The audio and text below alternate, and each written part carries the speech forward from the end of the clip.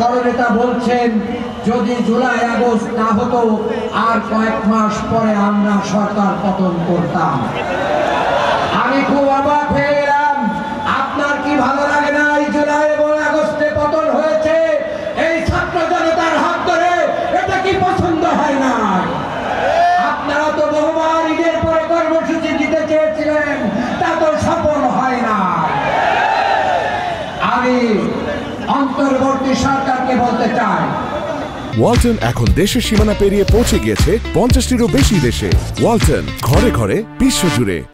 আপনারা জুলাই আগস্টের গণঅভ্যুত্থানে শহীদ এবং আহতদের এই কফিনগুলোকে, কবরগুলোকে, এই আহতদের হাতহারা পাহারা ভাইদের বড়িগুলোকে সামনে রেখে আজকে যে জুলাই সনদ ঘোষণা করবেন তার ভিতরে ইসলাম বিরোধী কোনো কিছু থাকলে বাংলার গণহত্যা প্রত্যাখ্যান করবে।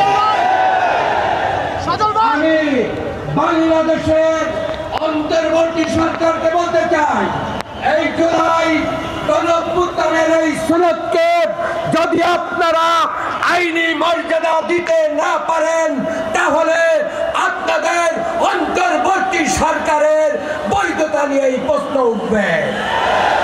আসুন, ফ্যাসিস্টরা উকি ঝুঁকি মারছে, আমরা বলে দিতে চাই যত গেরিলা বাহিনী করুন না কেন আমরা আপনাদেরকে জীবন দিয়ে মোকাবেলা করবো ইনশাআল্লাহ। ছাত্র জনতার আন্দোলন তাদের এই রক্ত বৃথা যেতে পারে না। এদেশের গণমানুষের, এদেশের দেশপ্রিয় মানুষকে সাথে নিয়ে বাংলাদেশ জামায়াত ইসলামী ন্যায় মানে ইনসাফ ভিত্তিক সমাজ প্রতিষ্ঠা করার জন্য তিনি কৃতজ্ঞ।